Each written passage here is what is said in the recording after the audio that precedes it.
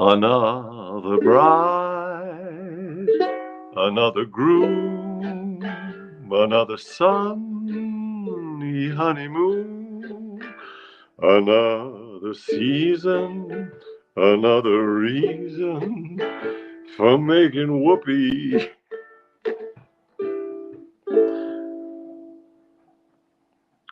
A lot of shoes, a lot of rice. The groom is nervous, he answers twice. I do, I do. It's really killing that he's so willing to make whoopee. Picture a little love nest down where the roses cling. Picture the same sweet love nest. Think what a year can bring. He's washing dishes and baby clothes. He's so ambitious, he even sews. But don't forget, folks, that's what you get, folks, for making whoopee. Hey, Mary, this is this is a pretty cheesy old song, but I got to keep going because the lyrics get crazy. Yes, trash cans of New York, Richard. That is right. Hello, everybody. Let me keep going, and then I will, I will explain what the hell's going on. Another year, or maybe less. The groove. What? What's this I hear? Well, can you guess? She feels neglected, and he's suspected of making whoopee. So she thinks she's cheating. Hey, what's up, Z? Aloha. She sits alone most every night. He doesn't phone, he doesn't write. He says he's busy, but she says, is he? He's making whoopee. It's weird because I thought they lived together and they were husband and wife, but now it's this thing of he doesn't phone. Wait, but why should he be phoning? I thought he lived in the house. Hilda, you want to come up? She came by for. Come up and say hi. Come on, come up, Hildy. Then we'll finish the song. Oh, good girl. Oh, there she is. Oh, there she is. Hello, Hildy. Say hello. Good girl. We met a. Hi, I'm Ethan. This is Hildy. And this is the nosho for Monday, June 10th. Monday, June 10th, 2024. Thanks for saying hi. We drove up to Massachusetts this morning, and we were tired. Okay.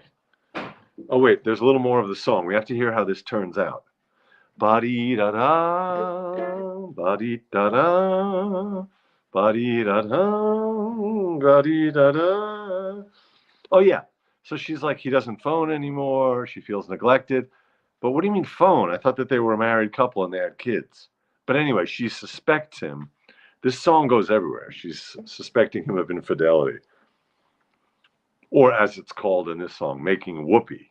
But making whoopee was also marital relations also. So it's a very flexible term. 1928 is the song. What is that? Okay. Is he? Is he? Hey, leave that. Leave that.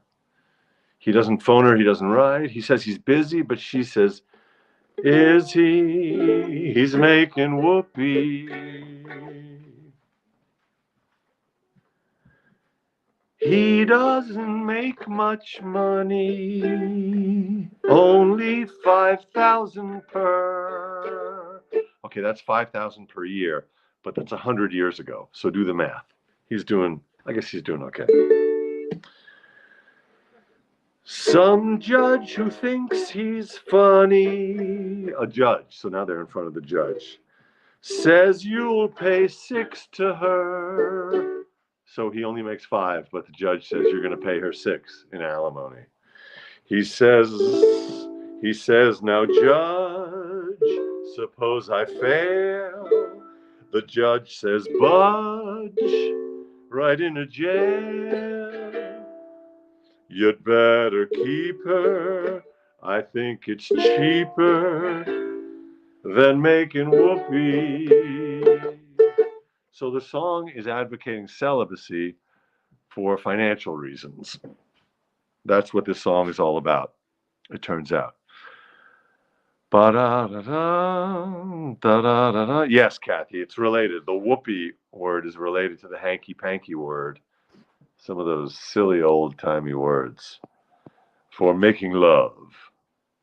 This is music by Walter Donaldson, words by Gus Kahn.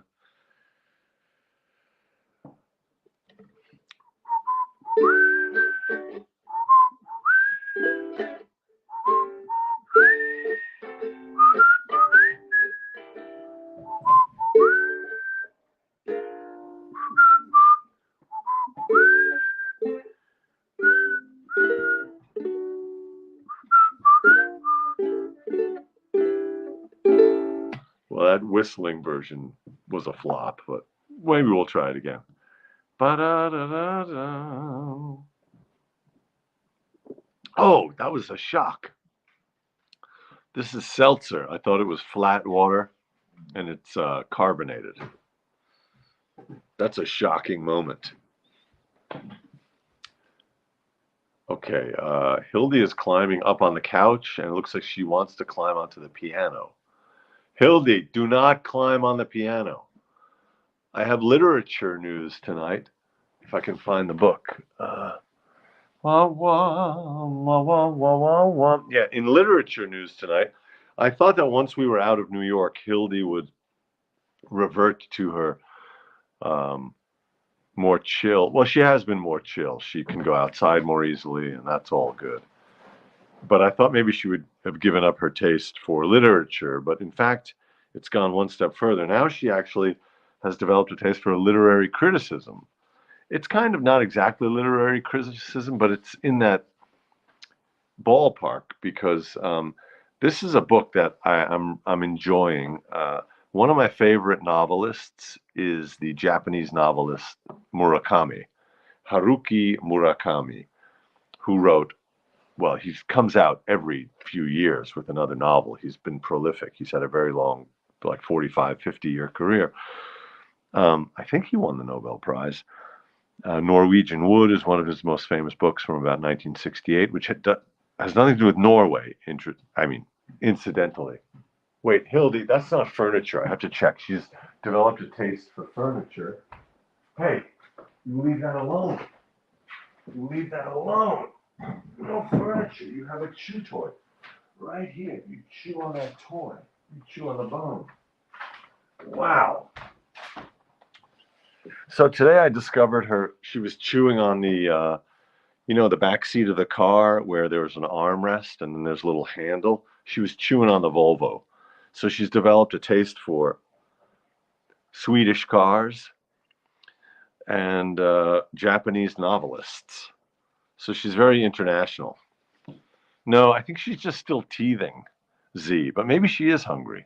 You know what? I don't think she's hungry anymore. We've had her for 5 weeks. We really feed her very well. We're going to switch foods because we did those tests and found out that she has a sensitivity to barley. So we got a new food on the way. And then I met this dog in the parking lot at the bay this afternoon. A giant Great Dane. I think his name was Barkley, maybe. A really big Great Dane. So I put Gornemans and Fafner in the car, and I walked over. I asked the couple who had this giant dog. I said, "Can we say hi to your Dane?" They said, "Yeah." walked over, very nice, friendly greeting. Their dog, Barkley, I think was his name, as I said, um, a tan colored dog, just a big, big, big boy, only 4 years old and 150 pounds. A large, didn't look overweight, just a big frame dog, very cute, um, and seemed very well trained and well behaved. I have my first day of puppy school with Hildy on the 15th. Hildy, we're going to school. Sharpen your pencils and then eat them. Put your books in your book bag and then eat them and then eat the bag. Anyhow, this is a book by the novelist Murakami, um, it's called Novelist as a Vocation. Novelist as a Vocation. He describes what it is, how he does what he does. So it's not exactly so the title's like When I Became a Novelist is one of the chapters, which is a great story about how he did it. He just had an epiphany one day while watching a Swallows baseball game in person. Someone hit a fly ball, and while the ball was in the air, he had the thought, I can write a novel. And then he just began. He went home and longhand started writing.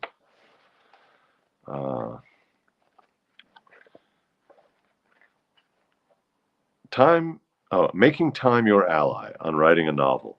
It's not exactly a how-to book, but it would be useful, I guess, for someone who is trying to write novels or was writing novels and wanted the perspective of someone who's done it with great regularity and great success. And well, it's there in the title, Novelist as a Vocation. He describes the workaday thing of it. Anyway, Hildy was enjoying it when I discovered. This is the crazy thing. I don't even know when she found the moment to go in there, and I thought I had my eye on her, but she got the book off the night table. I used to have two Rottweilers, 160 pounds and 180 pounds. Holy moly, that's a big. I didn't realize Rottweilers could get that big. I knew some Rottweilers who were about half that size. My God, Richard, you might really like that Jeff Bridges TV series from 2 years ago, where he has a pair of Rottweilers who are incredible. They kind of steal the show. I can't remember what it was called, but if you look up Jeff Bridges and Rottweiler, if you Google that, you'll find it. It was so good. Yeah, we really miss our doggies when they're gone.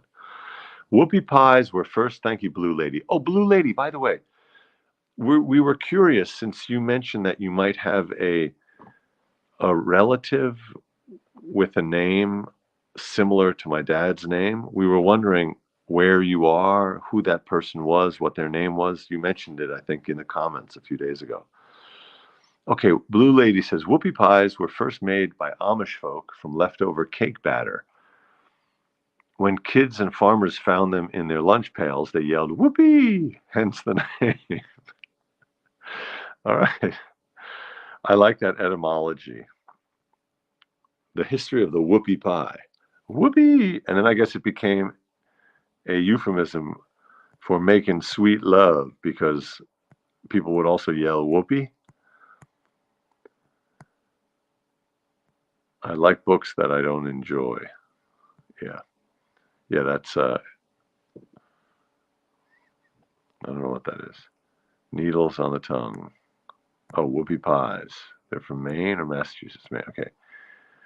I used to hear this all the time. Can't remember the jazz. Oh, you used to hear this song, Making Whoopee, covered. Yeah, I'll tell you who was the jazz singer who covered it. In 1928, George Olson released it with a vocal refrain by Fran Free. Then in 1928, Bing Crosby recorded it. The King Cole Trio did it in 47. Doris Day did it with Danny Thomas on the soundtrack LP, I'll See You in My Dreams. Sinatra did it in 56. Jerry Mulligan did it in 53 with Chet Baker. Dinah Washington, Louis Armstrong, Ella Fitzgerald, Marlene Dietrich. Wow, everybody did this song. Ray Charles sang a humorous version of it live while playing the piano. Well, know why they're saying a humorous version. It's all a humorous version. I don't think there's a dramatic version of the song. Oh, Michelle Pfeiffer sings it in the Fabulous Baker Boys. Cyndi Lauper covered the song with Tony Bennett 20 years ago. Wow. So everyone has done it. Pepsi used it with new lyrics for an advertising campaign in 61. And Heinz Ketchup in 93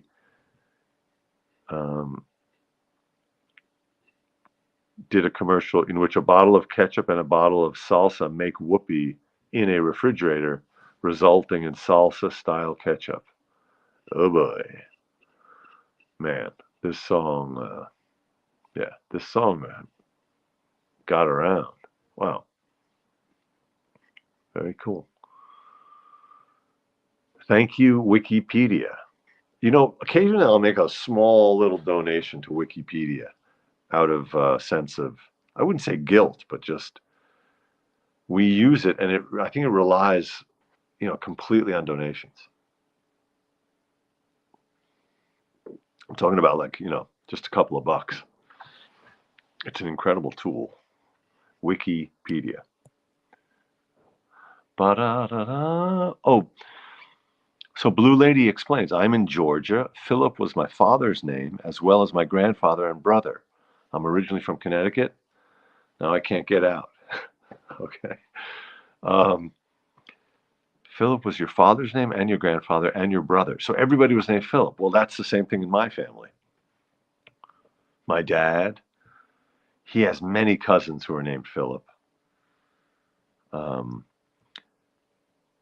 Basically, in my family, there was a few generations there where it seemed like everyone was either named Alan or Philip.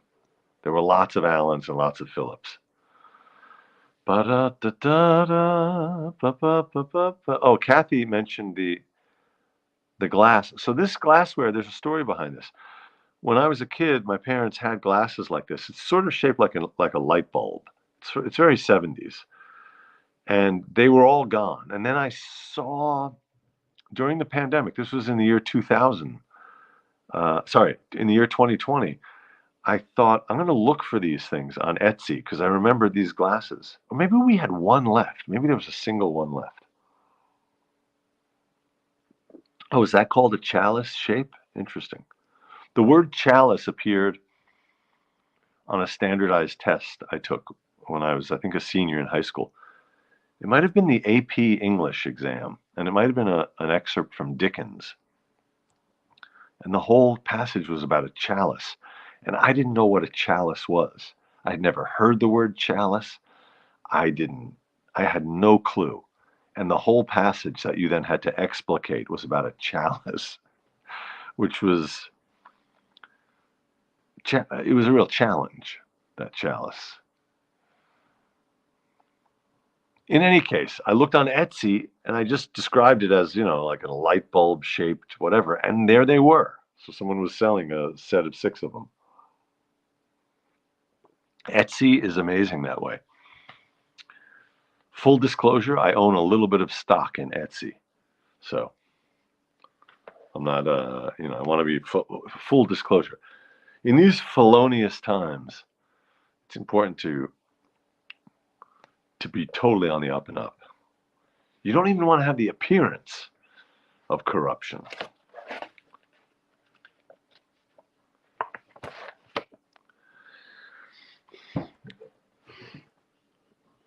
Another bride, another groom, another sunny honeymoon. Oh yeah, on eBay. Yeah, you could probably find them also. Another sunny honeymoon. That's a funny lyric, a sunny honeymoon. Another season, another reason for making whoopee.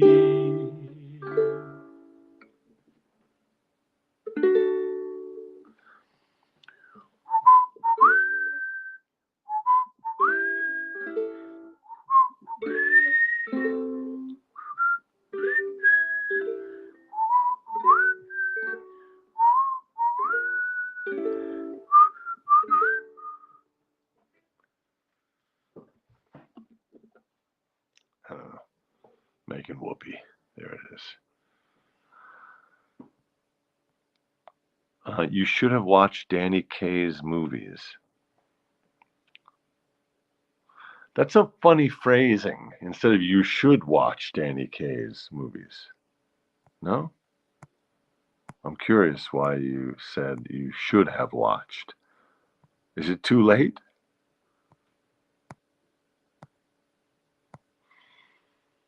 Raised by Wolves. Oh, congratulations, Z. Your fiance just got her visa. That's amazing. Congratulations.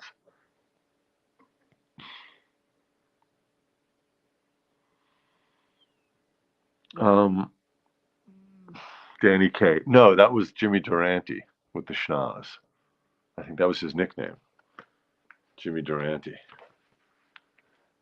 BBL. What is BBL? Oh, yeah. The chalice. Oh, yeah. No, I know that sketch. I know that scene of Danny Kaye. Oh. I see what you mean. I should have watched the movies of Danny Kaye before that exam. I see what you mean. Okay. Ba-da-da-da-da. The chalice with the palace has the brew that is true. Yeah, it's a funny tongue twister scene from one of those Danny Kaye movies. I know I mentioned this on the show before, but my maternal grandfather went to high school with him in Brownsville in Brooklyn, Alexander Hamilton High School. They weren't classmates, but they were there almost at the same time. I guess they were there at the same time, but in different grades. It's too late to ask them. Oh, the movie was called The Court Jester. Thank you, Neuro Geezer. Oh, man.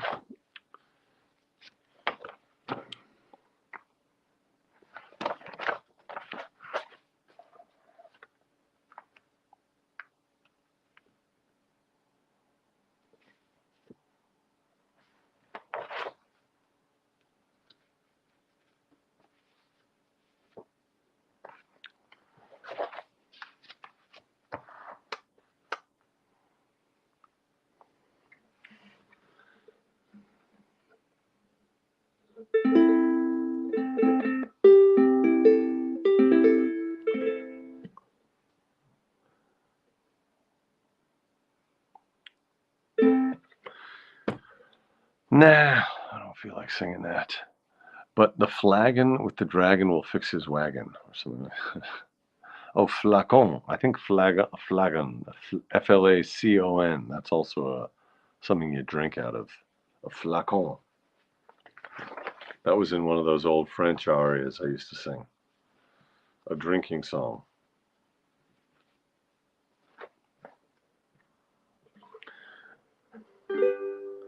The moon belongs to everyone. The best things in life are free. The stars belong to everyone. They gleam there for you and me. I'm sure Jeff Bezos and Elon Musk are working on a way to charge us for the sun and the moon and the stars. I mean, the song says the best things in life are free. The stars and the moon and the sun belong to everyone. But I'm sure those guys are figuring out how to monetize them. They're going to monetize the moon. That would be a good song, like a Jeff Bezos song. Monetize the moon. The moon belongs to Amazon. The best things in life are free. The stars belong to Amazon. They gleam there for you and me, but they're not free. The flowers in spring, the robins that sing, the sunbeams that shine, and also sunbeam blenders, which are available on Amazon. They're yours, they're mine. and love can come to everyone. The best things in life are free. Free. For a limited time only. Whoa, whoa. Yes, shipping is free. That's true. The items for a small monthly subscription, you can look at the stars and the moon. That song is by, I've told you this before, I've read this fact before, but that song is from 1927, and it's by B.G. DeSilva, Lou Brown, and Ray Henderson. I want to look up B.G. DeSilva again, see who this was. B.G. There he is, B.G. DeSilva, who lived from 1895 until 1950. He was an American songwriter and film producer and record executive. Oh my God. And along with Johnny Mercer and Glenn Wallach, he founded Capitol Records. His nickname was Buddy. George Gard Buddy DeSilva. Born in New York City, grew up in California, went to USC, joined the Theta Chi fraternity. How do you say XI? Is that Chi? His Portuguese father, Aloysius de Silva, was better known to American audiences as actor Hal DeForest. His father was also a lawyer and a lawyer and an actor. Wow, what an interesting. De Silva's first song successes were those used by Al Jolson on Broadway in the 1918 production of Sinbad. De Silva frequently worked with George Gershwin. They created a jazz opera together, Blue Monday, set in Harlem, which is widely regarded as a forerunner to Porgy and Bess 10 years later. In April of 1924, De Silva married Marie Wallace, a Ziegfeld Follies dancer. And then he became part of this team with lyricist Lou Brown and composer Ray Henderson, one of the top Tin Pan Alley songwriters. So that's the team that wrote this together. All right, cool. De Silva. Buddy De Silva.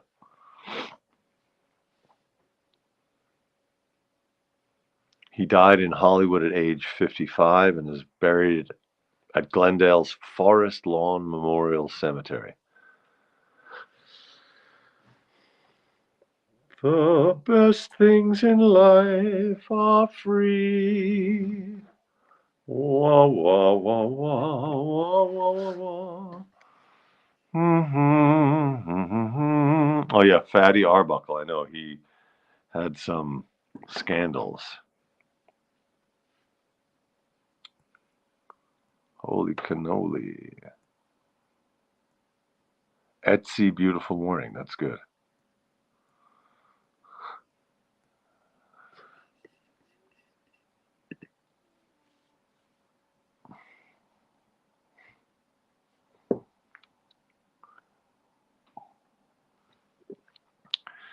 Movement Voter Project. www.movement.vote. The Movement Voter Project. Have a look. Throw them $1.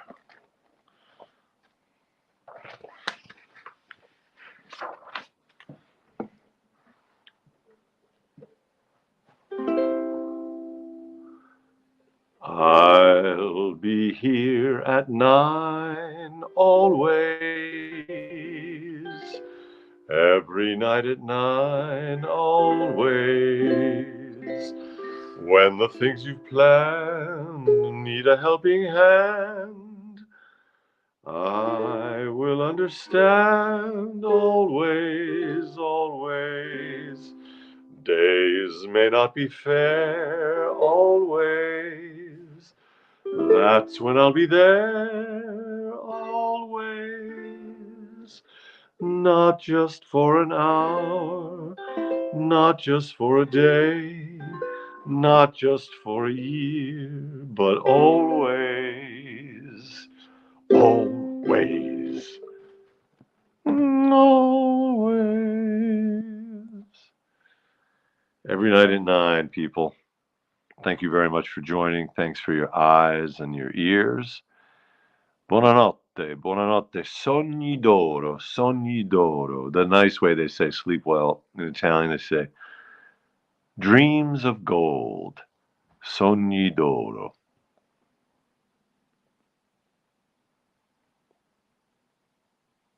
It's also nice in German, schlaf gut, sleep good. Ba-da-da-da-da, for making whoopee.